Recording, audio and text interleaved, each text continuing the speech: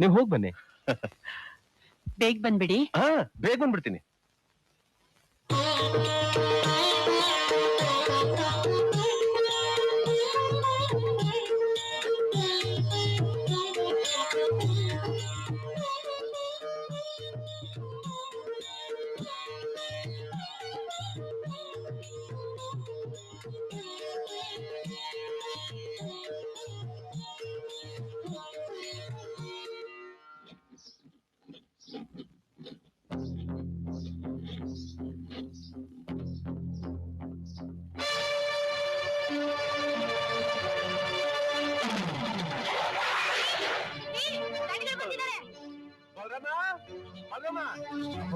ಯಾವ ಬಂದ್ರಿ? ಈಗ ತಾನೇ ಬಂದೆ. ಅಬ್ಬಬ್ಬಬ್ಬಬ್ಬ ವಿಪರೀತ ದಾಹ ಆಗಿದೆ ಕಡ. ಸಾವಿತ್ರಿ, ಅಪ್ಪ ಅವ್ರ ಗಂಡ ಬಂದವ್ರೆ, ಸ್ವಲ್ಪ ನಿಂಬೆ ಹಣ್ಣಿನ ಪಾನಕ ಮಾಡ್ಕೊಂಬ. ಅಪ್ಪ ಅವ್ರೆ, ಪ್ರೇಮವ್ವ ಹೇಗಿದ್ದಾರೆ? ಡಾಕ್ಟ್ರು ಅವ್ರ ಕಾಲಿನ ವಾಸಿ ಮಾಡ್ತಾರಂತ? ವಾಸಿ ಆಗತ್ತೆ, ಒಂದ್ 10-12 ದಿವಸ ಆಸ್ಪತ್ರೆಲ್ಲೇ ಇರ್ಬೇಕು ಅಂತ ಹೇಳಿದ್ದಾರೆ.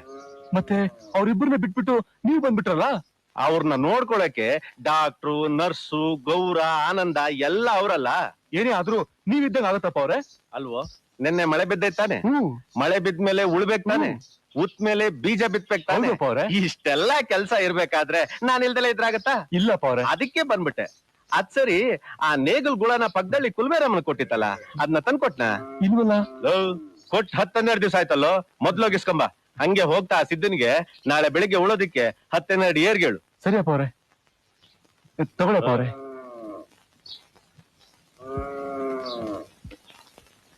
ಹಬ್ಬ, ಜೀವಕ್ಕೆ ಈಗ ಸ್ವಲ್ಪ ತಣ್ಣಗಾಯ್ತು. ಸಾವಿತ್ರಿ, ನನ್ಗೆ ಹೊಟ್ಟೆ ತುಂಬಾ ಹಸಿತಾ ಇದೆ, ಬೇಗ ಏನಾದ್ರು ಮಾಡು. ಬಲರಾಮ, ಮಾತಾಡ್ತಾ ಇಲ್ಲೇ ನಿಂತ್ಬಿಟ್ಟಿಯ, ಮೊದ್ಲು ನಾನು ಹೇಳಿದ ಕೆಲಸ ಮಾಡು. ಸಾವಿತ್ರಿ, ನಾನು ಪಕ್ಕದ ಹಳ್ಳಿಗೆ ಹೋಗಿ ಬರ್ತೀನಿ, ನೀನ್ ಬೇಗ ಅಪ್ಪ ಅವ್ರ ಅಡಿಗೆ ಮಾಡು. ಏನ್ರಿ, ಆ ಕೆಲ್ಸಕ್ಕೆ ನೀವೇ ಹೋಗ್ಬೇಕಾ? ಯಾಕೆ ಈ ಗಿಳಿ ಮರಿ ಕೆನ್ನೆ ಕಚ್ಕೊಂಡು ಇಲ್ಲಿ ಇರುವಂತೀಯ? ಚೇಚೆ, ಹಾಗೇನಿಲ್ಲ. ಆ ಕೆಲ್ಸಕ್ಕೆ ಬೇರೆ ಯಾರನ್ನಾದ್ರೂ ಕಳ್ಸಿದ್ರೆ ಆಗೋಲ್ವಾ ಅಂತ. ನಾನೇ ಆಳು, ನನಗೊಬ್ಬ ಆಳ. ನೋಡು, ಅಪ್ಪ ಅವ್ರ ಮಾತಿಗೆ ವಿರುದ್ಧ ನಡ್ಕೊಳ್ಳೋ ಅಭ್ಯಾಸ ಇಲ್ಲ. ಅಚ್ಚರಿ, ನನ್ನ ಯಾಕೆ ಹೋಗ್ಬೇಡ ಅಂತಿದ್ಯಾ? ಅಲ್ಲ, ಮನೇಲಿ ನಾನೊಬ್ಳೆ ಇರುವಾಗ ನೀವು ಯಾವಾಗ್ಲೂ ನನ್ನನ್ನ ಕೆಟ್ಟ ಕಣ್ಣಿಂದ ನೋಡ್ತಿರ್ತಾರೆ. ಯಾಕೆ ಅರ್ಧಕ್ಕೆ ನಿಲ್ಲಿಸ್ಬಿಟ್ಟೆ? ಅದೇನ್ ಧೈರ್ಯ ಹೇಳು. ಅಲ್ಲ, ಅಮ್ಮನೂ ಊರ್ಲಿಲ್ಲ, ಪ್ರೇಮನೂ ಊರಲ್ಲಿಲ್ಲ, ಮನೆಗೆಲ್ಲ ನಾನು ಒಬ್ಳೆ ಇರ್ತೀನಲ್ಲ ಅಂತ. ನೀನೇನು ಕಾಡ್ನೆಲ್ಲ ಇದೀಯಾ? ಹುಲಿ ಸಿಂಹ ತಿನ್ಬಿಡ್ತು ಅನ್ನೋದಕ್ಕೆ? ಹುಲಿ ಸಿಂಹ ಆದ್ರೆ ಇದು ಕೆಟ್ಟ ಪ್ರಾಣಿ, ಅಪಾಯ ಅಂತ ತಿಳ್ಕೋಬಹುದು. ಮನುಷ್ಯರಲ್ಲಿ ಯಾರ್ ಹುಲಿ ಯಾರ್ ಇಲಿ ಅಂತ ಕೊನೆವರೆಗೂ ಗೊತ್ತಾಗೋಲ್ಲ. ಅಯ್ಯೋ ಹುಚ್ಚಿ, ಈ ಮನೆ ದೇವಸ್ಥಾನ ಇದ್ದ ಹಾಗೆ, ಧರ್ಮ ದೇವತೆ ಇರೋ ಜಾಗ. ಈ ಮನೆಯಲ್ಲಿ ಯಾವ ಭಯಕ್ಕೂ ಅವಕಾಶವೇ ಇಲ್ಲ. ನೋಡು, ನೀನ್ ಧೈರ್ಯವಾಗಿರು, ನಾನು ಬೇಗ ಬಂದ್ಬಿಡ್ತೀನಿ.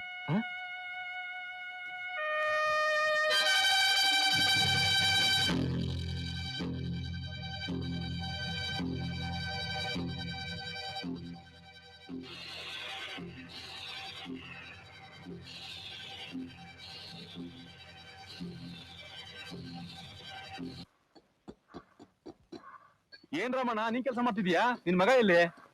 ಜ್ವರ ಬಂದ್ ಮಲಗಿ ಬಿಟ್ಟಿದ್ದಾನೆ ಬಲರಾಮಣ್ಣ. ನಮ್ಮ ನೇಗಿಲ್ಗಳು ಆಗಿದ್ಯಾ? ಚಮಟಿ ಹೊಡೆಯೋರು ಯಾರು ಇಲ್ಲ. ಇನ್ನೊಂದ್ 2-3 ದಿವಸ ನಾನೇ ತಂದ್ಕೊಡ್ತೀನಿ ನಿಮ್ ಮನೆ ಹತ್ರ. ಅಯ್ಯೋ, ಬರೀ ಇರೋದು ಅಪ್ಪ ಬೈದ್ ಬಿಡ್ತಾರೆ. ಒಂದ್ ಕೆಲಸ ಮಾಡು, ಅದನ್ನೆಲ್ಲ ಕಾವು ಹಾಕು, ನಾನೇ ಚಮಟಿ ಹೊಡಿತೀನಿ. ಆಯ್ತು ಬಲರಾಮಣ್ಣ.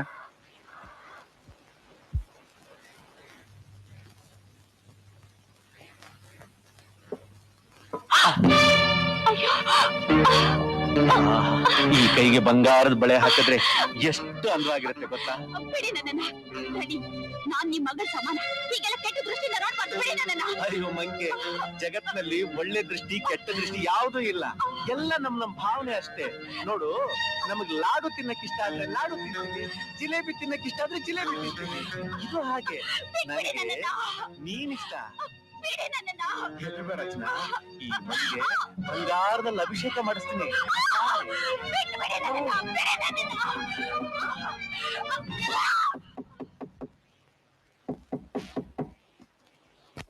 ಸಾವುಕಾರ್ರೆ, ಹೊಸ ನಿಂಬೆ ಹಣ್ಣು. ಕೊಡಗಿನ ಕಿತ್ಲೆ ಹಣ್ಣು ತಿನ್ಬೇಕಾದ್ರೆ ಹಾಳು ಹುಳಿ ನಿಂಬೆ ಹಣ್ಣು ಹಿಡ್ಕೊಂಡ್ ಬಂದ್ಬಿಟ್ಟ. ಹಂಗಾರೆ ನಿಂಬೆ ಹಣ್ಣು ಬೇಡವ್ರ? ಬೇಡ, ಹೋಗು.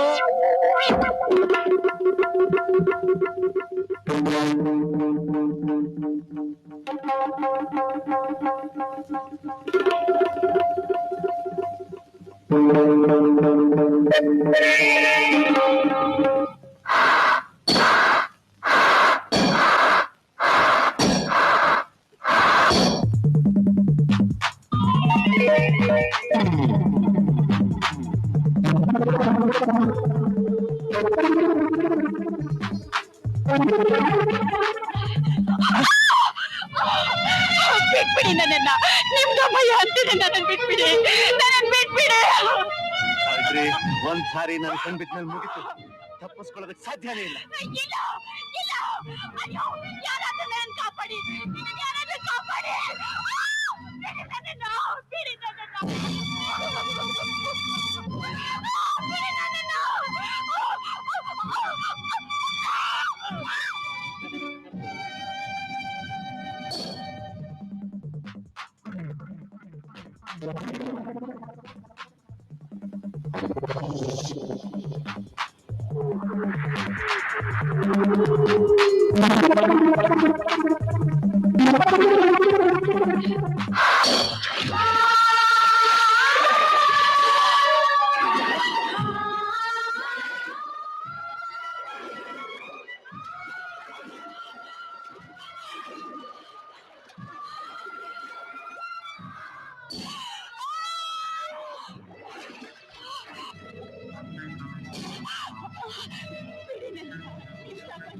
ನನ್ ಶೀಲ ಹಾಳು ಮಾಡ್ಬೇಡಿ, ಬಿಟ್ಬಿಡಿ ನನ್ನನ್ನ.